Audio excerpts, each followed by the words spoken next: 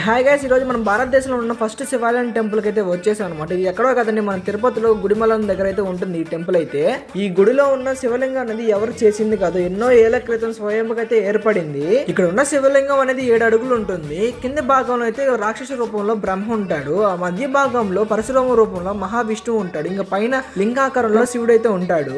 మనం భారతదేశంలో ఎక్కడ లేని విధంగా ముగ్గురు త్రిమూర్తులు ఒక లింగా రూపంలో ఇక్కడైతే మనకైతే దర్శనం అయితే కనిపిస్తారు. ఇక్కడ షాకింగ్ మ్యాటర్ ఏంటంటే, లింగంగా వాడిన ఆ స్టోన్ అనేది సైంటిస్టులు టెస్ట్ చేసినా కూడా ఈ భూమండలం ఎక్కడ దొరకని రాయి అని చెప్పి వాళ్ళు టెస్ట్ చేసి మరి చెప్పారు. ఈ లింగాకారంగా రూపం చెందిన ఈ రాయి అనేది మేబీ స్పేస్ నుంచి ఆస్ట్రోనెట్ గా పడిననేసి ఇక్కడ నమ్మకం. ఇక్కడ ఇంకా విశేషం ఏంటంటే, సంవత్సరంలో ఒక రోజు జూలై నెలలో డైరెక్ట్ గా సూర్యకిరణాలు అనేది శివలింగం మీద పడుతుంది. అంతేకాకుండా ఇక్కడ జనాలు ఏం చెప్తున్నారంటే, 60 ఏళ్ళకి ఒకసారి ఎక్కడి నుంచో నీళ్లు వచ్చి స్వామి గారికి అభిషేకం చేసి ఇక్కడి నుంచి వెళ్తాయంట. ఎంతమంది ఈ టెంపుల్ విజిట్ చేసి దర్శనం చేసుకున్నారైతే కామెంట్ అయితే చేయండి. ఇలాంటి టెంపుల్ వీడియోస్ కోసం మన పేజ్ అయితే ఫాలో అయిపోండి.